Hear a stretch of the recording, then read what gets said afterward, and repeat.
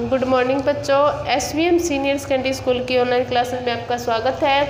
कक्षा 7 विषय है हमारा SST यानी सामाजिक विज्ञान, जिसमें हमारी राजस्थान अध्ययन की बुक चल रही है और लेसन है 6 राजस्थान के प्रमुख शासक। इससे पहले हमने 5 लेसन पढ़ लिए, आज 6ठा पढ़ेंगे जिसमें हमें राजस्थान के प्रमुख शासकों के बारे में जानकारी मिलेगी। ठीक है, तो टोंक जिले के सोहला गांव की सुमन व शबाना जयपुर घूमकर आई थी। आने पर उन्होंने अपने अध्यापक जी से कहा, हमने जयपुर में क्या देखा? जंतर मंतर देखा। वह क्या है? बहुत सुंदर है। वहाँ हमें बताया गया कि इसे सवाई जय सिंह ने बनवाया था। किसने बनवाया? जय सिंह ने। किसको? जंतर मंतर को। जय सिंह एक महान निर्माता थे। यह सुनकर पास खड़ा बलवंत बोला, पिछले साल मैं भी चित्तौड़गढ़ घूमकर आया था। तब मैंने वहाँ पर विजय स्तंभ देखा जिसे महाराणा कुंभा ने बनवाया था। वहाँ लोग कह रहे थे कि कुंभा महान और वीर शासक थे। बच्चों की बातें सुनकर गुरुजी बोले कि देखो बच्चों, राजस्थान में कई शासक हुए हैं जिन्हें हम वीर और महान कह सकते हैं क्योंकि उन्होंने अपने कार्यों को गौरवान्वित किया है। ऐसे ही कुछ शासकों के बारे में मैं आपको बताता हूँ। तो अध्यापक बच्चों को कुछ शासकों के बारे में बता रहे हैं, जिसमें सबसे पहले शासक कौन सा है? पृथ्वीराज चौहान। कौन सा? पृथ्वीराज चौहान। तो इनका शासनकाल कब से है? 1177 से 1192 ईस्वी तक इन्होंने क्या किया? शासन किया। किसने? पृथ्वीराज चौहान ने। भारत में सल्तनत काल से पूर्व यानी पहले पृथ्वीराज चौहान का नाम प्रतापी शासकों में महत्वपूर्ण रहा। उनके पिता का नाम सोमेश्वर एवं माता का नाम कर्पूरी देवी था। अब पृथ्वीराज चौहान के पिता का क्या नाम था? सोमेश्वर, और माता का नाम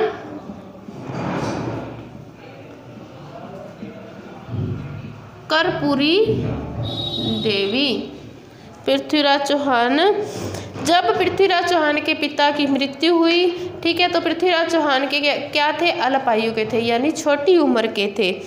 ठीक है, तब उनके पिता की मृत्यु हो गई। ऐसे में उनकी माता, जिनका नाम था कर्पूरी देवी, ने संरक्षिका के रूप में शासन का भार संभाला।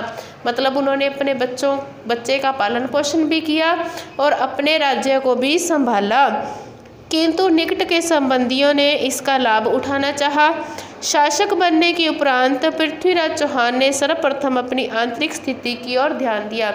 जब पृथ्वीराज चौहान शासक बना तो सबसे पहले अपने राज्य की आंतरिक स्थिति की तरफ ध्यान दिया। पृथ्वीराज चौहान में योग्य प्रशासक, वीर, साहस, योद्धा व सेना नायक के क्या थे? गुण थे। विद्यानुरागी पृथ्वीराज को 6 भाषाओं का ज्ञान था। पृथ्वीराज चौहान कितनी भाषाएं जानते थे? 6 भाषाएं बोलना या लिखना जानते थे। ठीक है, पृथ्वीराज चौहान के पास विद्यापति गौड़, वागीश्वर, ज्ञानक, विश्वरूप, जनार्दन, चंद्रवरदाई व पृथ्वी भट्ट जैसे क्या थे? लेखक व कवि थे जो उनके दरबार की शोभा बढ़ाते थे। प्रसिद्ध ग्रंथ पृथ्वीराज रासों की रचना चंद्रवरदाई ने की है, जो कि पृथ्वीराज चौहान के शासन का कवि था। फिर हमारे पास शासक है महाराणा कुंभा। कौन से शासक है? नंबर 2 महाराणा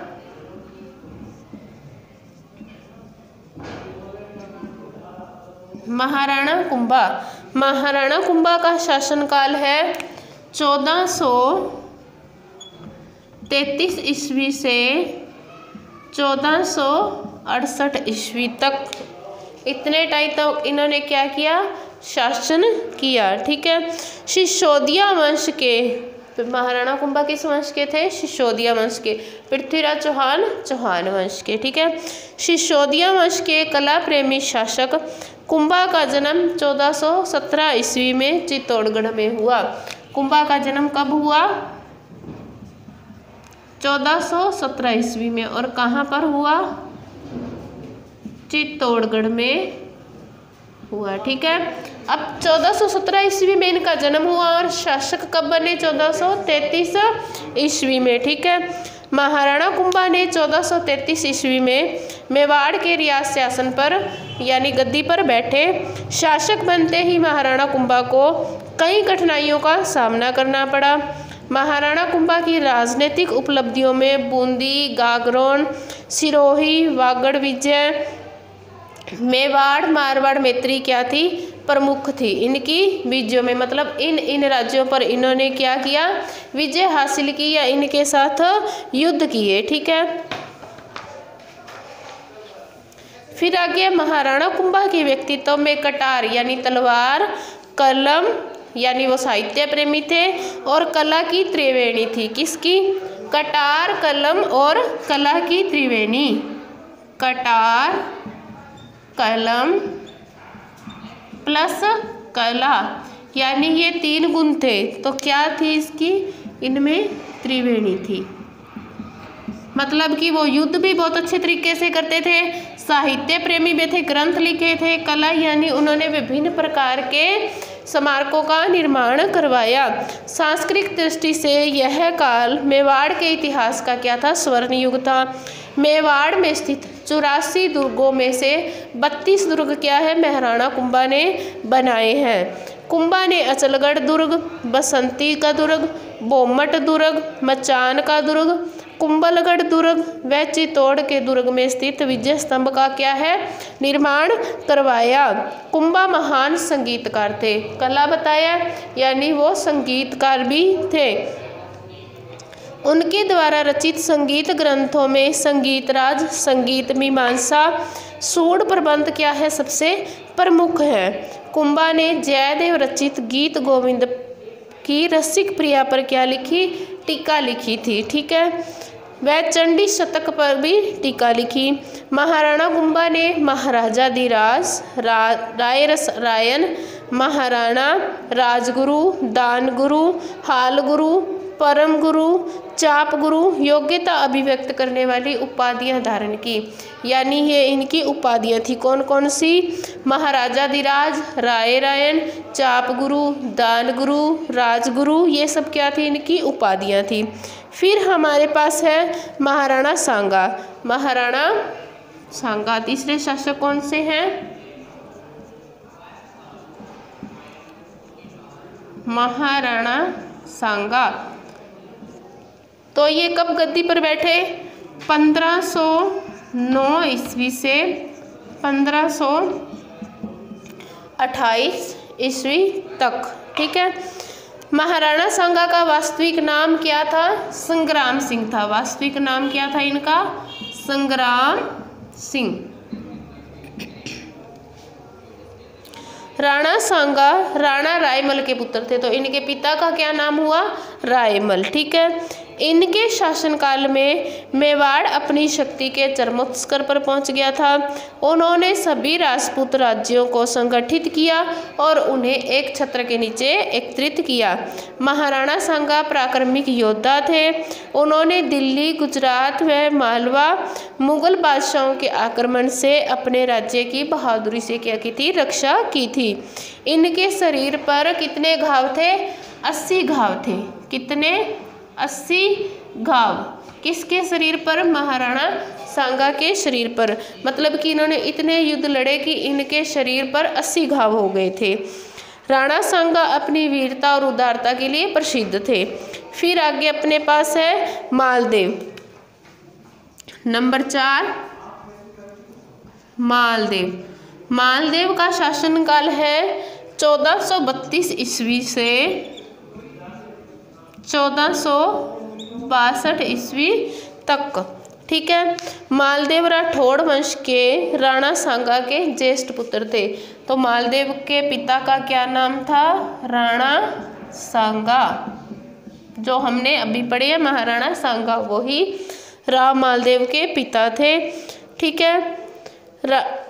मालदेव स्वतंत्रता प्रेमी व महत्वाकांक्षी शासक था। मालदेव ने निरंतर सैनिक विजयों और कूटनीति से मेवाड़ राज्य की सीमा का क्या किया, विस्तार किया। मेवाड़ के इतिहास में राव मालदेव का शासन शौर्य युग कहलाता है। क्या कहलाता है? मालदेव का शासन शौर्य युग। ठीक है, तो हमने पढ़ा था महाराणा कुंभा का शासनकाल क्या कहलाता था?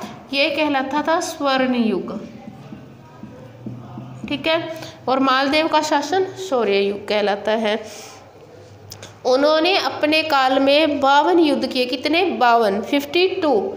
कितने युद्ध किए? 52 युद्ध किए। किसने? मालदेव ने। ठीक है, इनका एक साथ छोटे बड़े 58 परगनों पर अधिकार था। सर्वप्रथम किस पर अधिकार किया इन्होंने? भद्राजून को।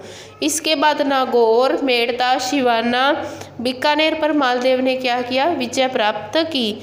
मालदेव ने सोजत दुर्ग, मालकोट दुर्ग, मेड़ता, पोकरण दुर्ग का क्या करवाया? निर्माण करवाया।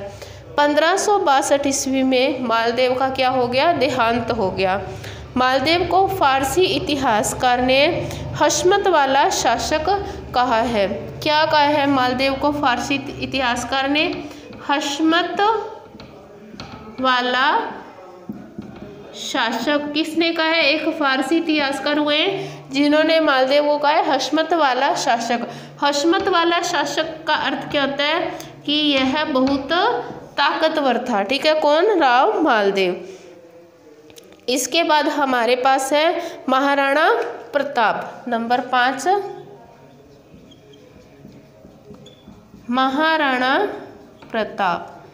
तो महाराणा प्रताप का शासनकाल है 1572 ईस्वी से 1597 ईस्वी। ठीक है, महाराणा प्रताप उदय सिंह के ज्येष्ठ पुत्र थे। महाराणा प्रताप के पिता का क्या नाम था? महाराणा प्रताप के पिता का नाम था उदय सिंह। ठीक है, इनका जन्म 9 मई 1540 को कुंभलगढ़ में हुआ था। महाराणा प्रताप का जन्म हुआ था 9 मई 1540 ईस्वी को। हुआ कहाँ था? कुंभलगढ़ में। ठीक है, कुंभलगढ़ दुर्ग में हुआ। इनकी माता का नाम जयवंताबाई था। राणा प्रताप का राज्याभिषेक 28 फरवरी 1572 ईस्वी को हुआ था। जन्म हुआ 1540 ईस्वी को, सिंहासन पर बैठे 1572 ईस्वी को। ठीक है, शासन ग्रहण करते ही उन्हें अनेक कठिनाइयों का सामना करना पड़ा, जैसे मुगल शासक अकबर की मेवाड़ पर अधिकार करने की इच्छा, मेवाड़ की आर्थिक व सैन्य स्थिति को सुदृढ़ करना, अपने भाई जगमाल, मतलब कि महाराणा प्रताप का भाई था जगमाल, जो कि वह गद्दी पर बैठना चाहता था, परंतु जो सामंत थे वो महाराणा प्रताप को गद्दी पर बिठाना चाहते थे। जब उन्होंने महाराणा प्रताप को गद्दी पर बिठा दिया तो इनका भाई रूठकर कहाँ चला गया? अकबर के पास चला गया। तो अपने भाई जगमाल का रूठकर अकबर की शरण में जाना आदि। महाराणा प्रताप ने मुगल शासक अकबर की अधीनता स्वीकार नहीं की। तो महाराणा प्रताप ने क्या नहीं किया था? अकबर की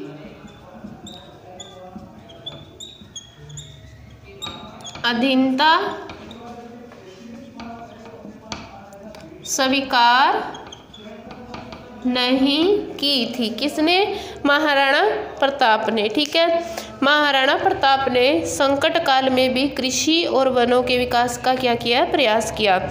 इन विषयों पर उन्होंने विश्व वल्लभ जैसी पुस्तक लिखी। कौन सी पुस्तक लिखी? विश्व वल्लभ, जो कि किस पर थी? वनों पर। ठीक है, कृषि और वनों के लिए। ठीक है, उन्होंने मानवाधिकार का हमेशा पोषण किया। महाराणा प्रताप ने अपनी वीरता और युद्ध कला के लिए जाने जाते हैं। उन्होंने अपने व्यक्तित्व से मेवाड़ के प्रत्येक व्यक्ति को मातृभूमि की स्वतंत्रता के लिए सब कुछ न्यौछावर करने वाला महाराणा योद्धा बना दिया। तो बच्चों, ये हमने 5 शासकों के बारे में पढ़ा। ठीक है, जो कि राजस्थान के महान शासक थे। तो इसके आगे हम अगली वीडियो में पढ़ेंगे। ठीक है।